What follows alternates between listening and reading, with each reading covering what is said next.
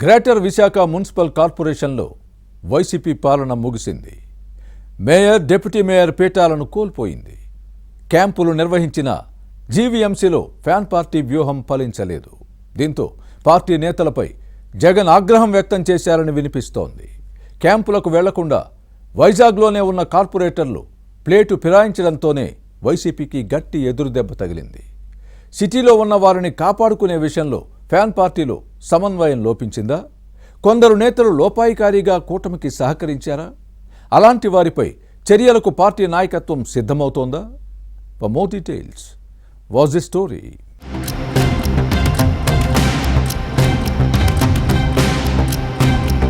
Visakha mayor Golagani Harivenkata కుమారిపై కూటమి కార్పొరేటర్లు ప్రవేశపెట్టిన అవిశ్వాస తీర్మానంలో వైసీపీ నేతలు ఒకటి అనుకుంటే మరొకటి జరిగింది. అవిశ్వాసం నెగ్గడంతో ఫ్యాన్ పార్టీ నేతలకు ఫ్యూజులు కాలిపోయాయి. రాష్ట్రంలో అతిపెద్ద మున్సిపల్ కార్పొరేషన్ చేజారడంతో వైసీపీ నేతలపై అధినేత జగన్ తీవ్ర ఆగ్రహం వ్యక్తం చేశారని పార్టీ వర్గాల్లో వినిపిస్తుంది. ఫ్యాన్ పార్టీ కార్పొరేటర్లు కూటమి వైపు వెళ్లకుండా కాపాడుకునేందుకు బెంగళూరు, శ్రీలంక, కేరళలో క్యాంపులకు తరలించడంతో కూటమికి మైండ్ బ్లాంక్ అయింది. అయినా ఫలితం లేకపోవడంపై అధినేత కోపంతో ఊగిపోయారని అంటారు.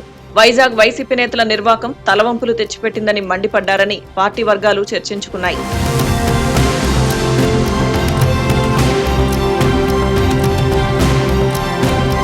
వైసీపీ కార్పొరేటర్లను కాపాడుకునేందుకు శాసనమండలిలో ప్రతిపక్ష నేత బొత్స సత్యనారాయణ అమలు చేసిన వ్యూహం ఫెయిల్ అయింది. అవిశ్వాసం నోటీస్ ఇచ్చే నాటికి నెగ్గేందుకు అవసరమైన సంఖ్యాబలం కూటమికి లేదు. ఒకరిద్దరు తక్కువగా ఉండడంతో ఏం చేయాలన్న అంశంపై టీడీపీ, జనసేన, బీజేపీ నేతలు తర్జన భర్జన పడ్డారు. దీంతో అవిశ్వాస తీర్మానం వీగిపోవడం ఖాయమని, తమ మేయర్ గొలగాని హరివెంకట కుమారి 5 ఏళ్ల పదవీకాలం పూర్తి చేసుకోవడం గ్యారంటీ అని ఫ్యాన్ పార్టీ నేతలు భావించారు. కానీ స్థానికంగా ఉన్న కొందరు నేతల నిర్వాకంతో తమ కార్పొరేటర్లందరినీ క్యాంపులకు తరలించలేకపోయారు.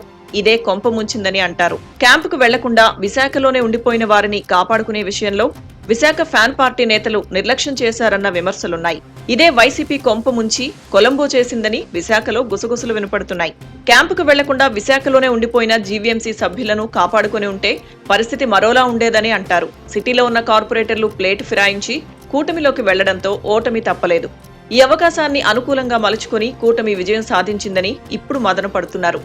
వైజాగ్లోనే ఉన్న వైసీపీ సభ్యులను కాపాడుకునే విషయంలో లోకల్ లీడర్ల మధ్య సమన్వయం లోపించింది. కార్పొరేటర్లతో ఇటీవల నిర్వహించిన సమావేశంలో బొత్స సత్యనారాయణ ఇదే అంశాల్ని ప్రస్తావించడం కొందరు వైసీపీ నేతలకు మింగుడు పడని పరిణామంగా మారింది. మేయర్ పీఠం చేజారడం పార్టీ కార్పొరేటర్ల తప్పు కాదని, మనమంతా కారణమని వేదిక మీద ఉన్న నేతలను చూపించడంతో అందరూ అవాక్కయ్యారు. అంతటితో ఆగకుండా మా నాయకత్వంతో పాటు నడవడిక సరిగా లేదని బొత్స చేసిన కామెంట్స్ పార్టీలో కాకపుట్టించాయి.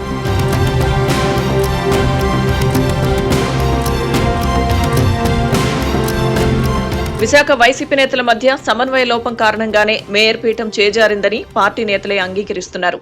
అవిశ్వాస తీర్మానం వీగిపోయేందుకు కొందరు కృషి చేసినా మరికొందరు మాత్రం శల్య సారథ్యం వహించారన్న విమర్శలున్నాయి. అయితే చిత్తశుద్ధితో పనిచేసిందెవరు, పార్టీలోనే ఉంటూ హ్యాండ్ ఇచ్చిందెవరు అన్న సమాచారం జగన్ దగ్గర ఉంది.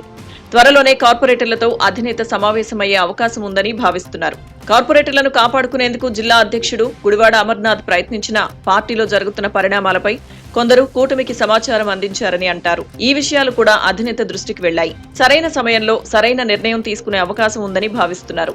అయితే ఈ సమయంలో విశాఖ జిల్లా అధ్యక్షుడిగా ఉన్న గుడివాడ అమర్నాథ్ ను అనకాపల్లి జిల్లాకు బదిలీ చేయడం కొందరు నేతల్లో లేనిపోని అనుమానాలకు తావిచ్చింది. తమ నేత కార్పొరేటర్లను కంటికి రెప్పలా కాపాడుకుంటే అనకాపల్లి జిల్లా వైసీపీ అధ్యక్ష బాధ్యతలు అప్పగించడం సరికాదని అమర్నాథ్ అనుచరులు హైకమాండ్ పై గుర్రుగా ఉన్నారు. ఎవరో తప్పు చేస్తే తమ నేతకు శిక్ష ఏంటని తాడేపల్లి ప్యాలెస్ అధినేతను ప్రశ్నిస్తున్నారు. అయితే జిల్లా అధ్యక్షుల నియామకం పార్టీలో ఒక భాగమని, తనను విశాఖ జిల్లా నుంచి తప్పించి అనకాపల్లి జిల్లా అధ్యక్షుడిగా బాధ్యతలు అప్పగించారని, పార్టీ కోసం చిత్తశుద్ధితో పనిచేస్తానని గుడివాడ అమర్నాథ్ చెబుతున్నారు.